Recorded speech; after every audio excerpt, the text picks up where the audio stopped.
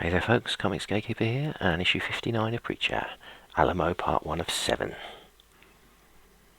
Oh, I thought there was only a couple of issues left. There's probably more. I thought it was only up to 61 issues. 7 parts would seem to indicate a bit more than that. Oh well. This is the final bit though, that much I know. It ends here.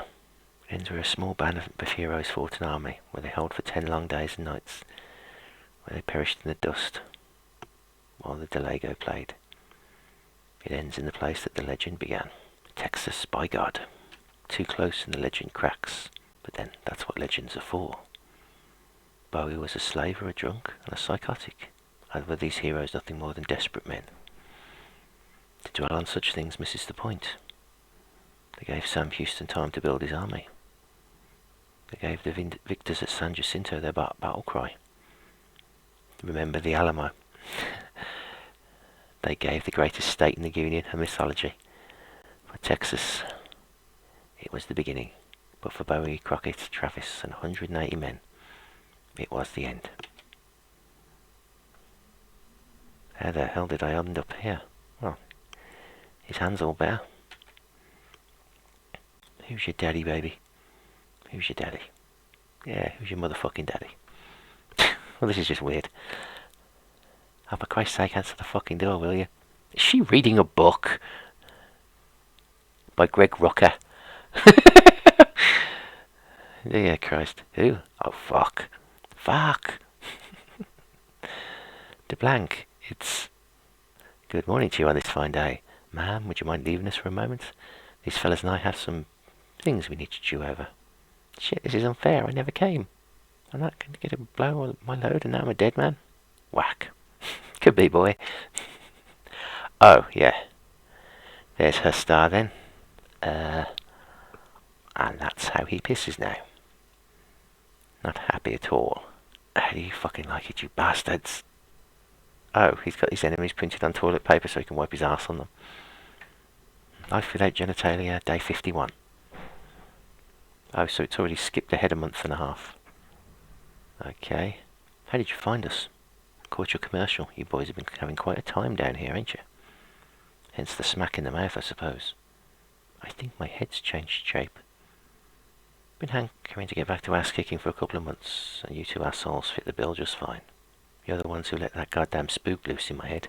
You mean you don't like Genesis? Holding all that power at your fingertips? I ain't saying it ain't been useful, but I got a job to do. Oh, so he can't be separated from Genesis until he dies. I figured as much. What do you want from us? A couple of things. I learned a lot since the last time we met about Genesis. It's Mummy and Daddy, why God ran away from heaven, and why he keeps coming at me. He used to be angels.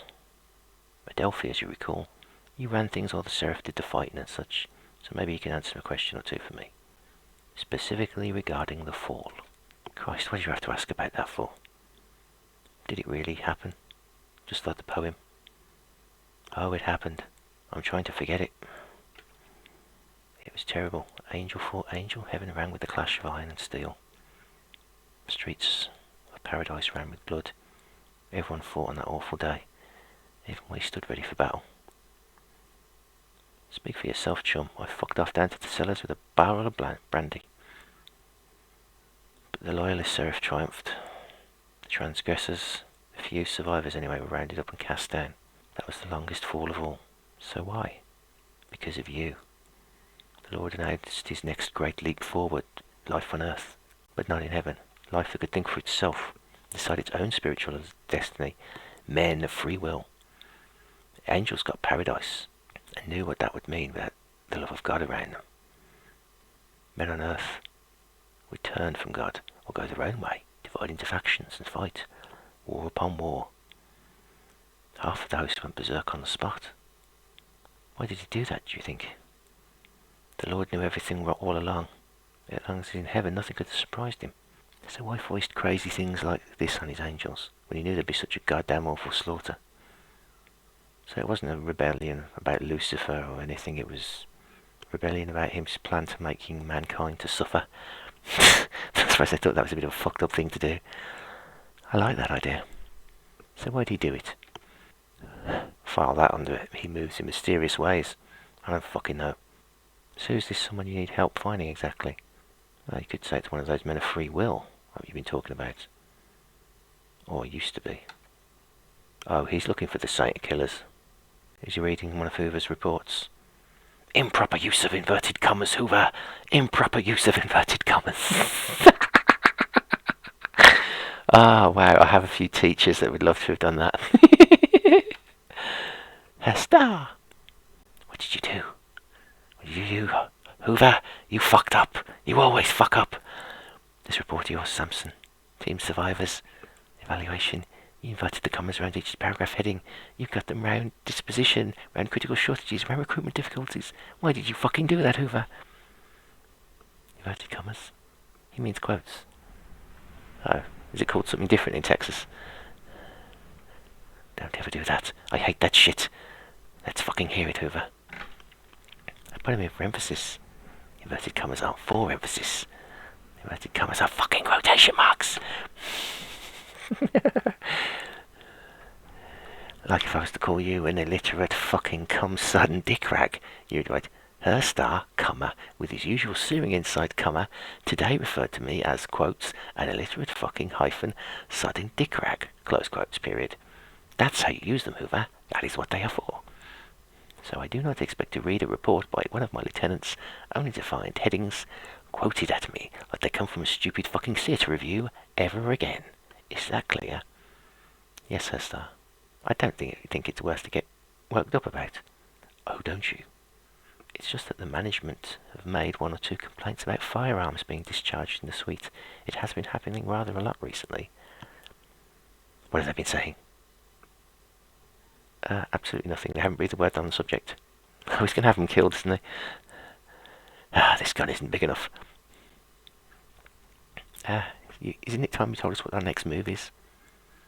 The Saint Marie are calling daily, demanding to know about Eisenstein and all of the other things. Go out and get me a much bigger gun, 44 or something. Or a 357, something enormous. I'll tell you my plans when I'm good and fucking ready, Featherstone. He's getting worse by the day. I'm beginning to wonder what he's capable of. Hoover, you seriously telling me you still can't bring yourself to say motherfucker? He's gonna dig up the goddamn Saint of Killer's ribs. Pay dirt. Well then, big man. Come if you come in. Oh, we know somebody's fucking with his body, that's for sure.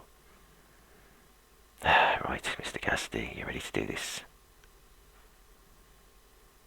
No, Mr. Cassidy, I'm fucking well not. Ah, good evening. I was just about to lock up, but it's never too late, is it? Is he speaking to God? I wonder if you'd be interested in a deal. Jesus. Well, that was an interesting one too. So he's going to grab the Saint of Killers into his plan.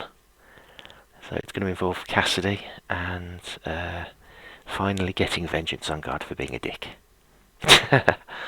Wowee, awesome. Right then, I will see you for the next one, folks. Take care later. Arrivederci and all that shit. Bye.